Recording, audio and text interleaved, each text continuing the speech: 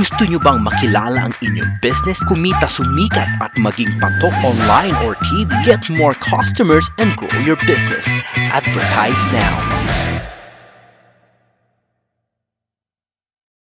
From the studios of Leader News Philippines, Errol Dakabe of Tamao Asset.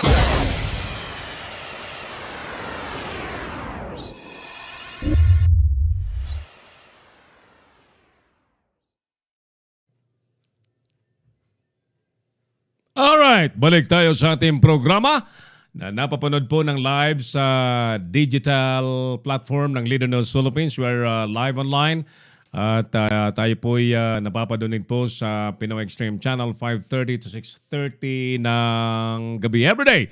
Balikan natin yung ating survey question mga suki.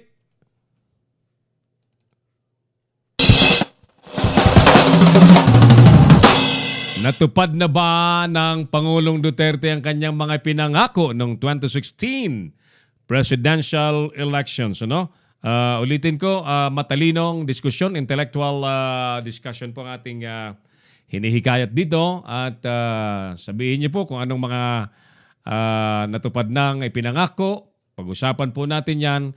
At kung ano pa yung mga hindi pa natutupad, edi pag-usapan din natin. Ano? Base sa inyo pong pananaw at nakita, na basa, narinig at personal experience. Yan po ang ating pag-usapan.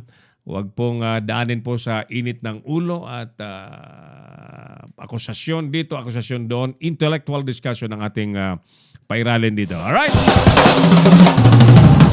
Happy, thank you and happy watching kay sino-sino bang mga nakasilip sa atin? Saglit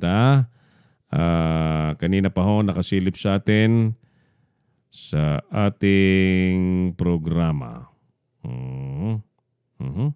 Sige, mamaya-maya. Do not stay as a viewer lamang, kundi sumali po kayo sa ating talakayan. Ano? 0927-494-2175 at 0949-736-5000. Mag-comment din po kayo sa ating comment section ng Leader News Philippines at yan po ibabasahin natin ng wala pong dagdag, walang bawas. Report pa rin ang ating panoorin. Kalawaan, Pasig, Itik Festival, ipinagdiwang. Panoorin natin ang special report ni Partner Engineer Oliver Lico. Ang Kalawaan ay isa sa mga barangay sa Pasig City na may kakaibang tradisyon pagdating sa pagdiriwang ng kanilang kapistahan. Isa sa mga ito ay ang Pistang Pasasalamat alay sa kanilang patron na si Santa Marta o mas kilala bilang Itik-Itik Festival. Ayon nga sa isang mananalaysay ng Pasig na lehitimong taga-Kalawaan na si Loreto Tuason Jimenez, ito raw ay may malalim na kasaysayan mula pa sa kanilang mga ninuno. Paano po ba nagsimula yung kwento ng Santa Marta bilang patron po ng Kalawaan? Alam mo kasi, ang mga unang nanirahan dito sa Kalawaan as early as 1926 ay galing dyan sa Pateros. Ngayon, dyan sa Pateros, ang patrona ng mga tao dyan ay yung Santa Marta. Ipinagdiriwang ito ng buong bayan ng Pateros tuwing sumasapit ang ika-2 linggo ng Pebrero. Ngayon, dahil ang mga nanirahan dito, una, sa Kalawaan, ay galing ng Pateros, so nang lumipat itong ilang mga matatanda na ito, ay dala nila yung mga kultura at customs and tradition ng kanilang mga ninuno. Noong una, ay nanghihiram sila ng patrona Santa Marta. So, 1 week prior mag-celebrate ng kapistahan ni Santa Marta, inuuwi nila dito. So, ginagawa ng mga tao, bayanihan. Since then, hanggang sa magkaroon na ng parokya dito sa Kalawaan noong 1975, yan na ngayon ang naging ng mga tao. Hanggang sa kasalukuyan, ang kapistahang ito ay binibigyan ng kulay sa pamamagitan ng iba't ibang tradisyon tulad ng prosesyon na isinasagawa sa pamamagitan ng pagpasa ng imahe ng Santa Marta habang umiindak ang mga ito sa saliw ng musika ng banda. Isa din sa mga tradisyon nito ay ang tinatawag nilang pasubo o ang paghahagis ng iba't ibang pagkain at prutas sa mga sumasama sa prosesyon. Pagsapit ng tanghali, hindi mawawala sa selebrasyon ang karera ng bangka o ang bangkarera kung saan ipinamamalas dito ang galing at pagkakaisa ng mga bangkero ng mga taga-Kalawaan. Ang sikreto namin para manalo kami, yung pagkasabay-sabay namin, wag magmamadali, focus lang, walang lilingon, sunod lang sa bilang, resistensya, saka kailangan may lakas. Kumpiyansa kami dahil 4 days kami nag-training, hinigitan namin yung finish line, dinoble namin yung exercise, kaya kumpiyansa kami. Pagsapit naman ng hapon ay masasaksihan ng lahat ang isa sa mga highlights ng pagdiriwang. Ito ay ang pagoda, kung saan isinasakay ng bangka ang imahe ng Santa Marta kasama ng banda at ng mga mananayaw upang iparada ito sa Ilog Pasig. Ang 9 na araw na pagdiriwang ay mas pinasigla pa ng iba't ibang aktibidad gaya ng pantangguhan at sunduan, physical fitness hataw-sayaw, dart tournament, singing contest, dance competition, reggae night, Miss Gay Pangkalawakan, itik cooking contest, battle of the bands at marami pang iba. Buo naman ang suporta ng lokal na pamahalaan ng Pasig City sa 9 na araw na selebrasyon ng Itik-Itik Festival. Karangalan ko makiisa sa programa ng ating Kapitan Jess. At sa lahat naman ng Kalawaan, sana ang pagmamahal ng ating Santa Marta ay sa atin lagi at lagi natin maalala ang kahalagahan ng ating patrona. Magandang araw at maraming salamat. Kasama po natin si Kapitan Jess sa Barangay Kalawaan sa Pasig City. Kap, ano ba yung nagaganap ngayon? Sa ngayon po, ang pagdiriwang namin sa araw na ito ay ang pistang pasasalamat alay kay Santa Marta na siyang naging tradisyonal ng Barangay Kalawaan taon-taon. Ito po ay diriwang namin ng 56 years anibersaryo ng pistang pasasalamat alay kay Santa Marta. Ito ay sineselebrate namin tuwing katapusan ng linggo ng Pebrero. So ano po ang unang pumapasok po sa isip ng tao pag sinabi pong kapistahan ni Santa Marta? Ang unang pumapasok sa isipan ng tao kapag binabanggit ang kapistahan ni Santa Marta ay sila tuwan-tuwa, nagagalak sapagkat ito lang yung time para makapagpasalamat sa mga biyayang naiambag ni Santa Marta dito sa Barangay Kalawaan. So ano naman po yung aasahan ng mga taga-Kalawaan po sa mga susunod pong kapistahan po ng Santa Marta? Sa ngayon po, nagdiriwang kami ng iba't ibang mga programa at lalo pa namin pagbubutihin at gagawa pa kami ng mga programa na ikasisiyan ng tao at sisiguraduhin namin ito ay kanilang ikatutuwa. Lalo na pagka nagkakaroon kami, traditional namin dito, madalas yung lutong itik, yung bangkarera, at iba't ibang aktibidades, lalo na sa cultural affair. So parang 1 week celebration yata yung nangyari, no?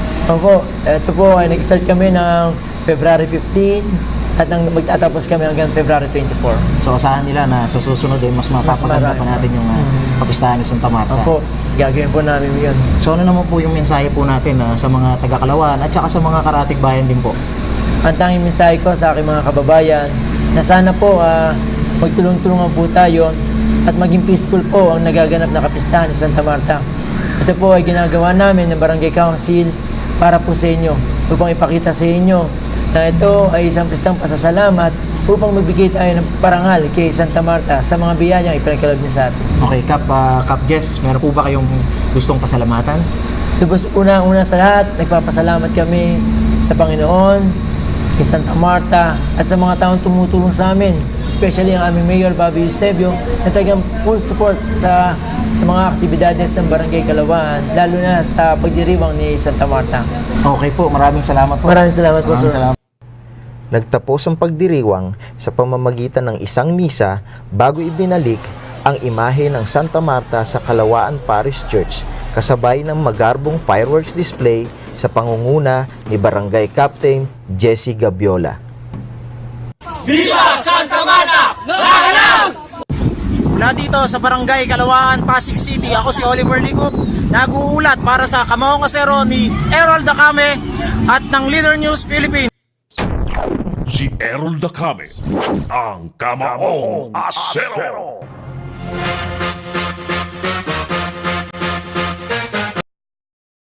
May natira pa bang adobong itik-itik? Martes pa lang, di ba? Matagal, ano? Nasa garapon, masarap yun. Belated Happy Fiesta po sa mga taga-barangay Kalawaan sa Pasig City. Diretso tayo sa iba pang mga reports, mga suki, habang nakasilip sa atin si paring Bong David dyan sa the Netherlands.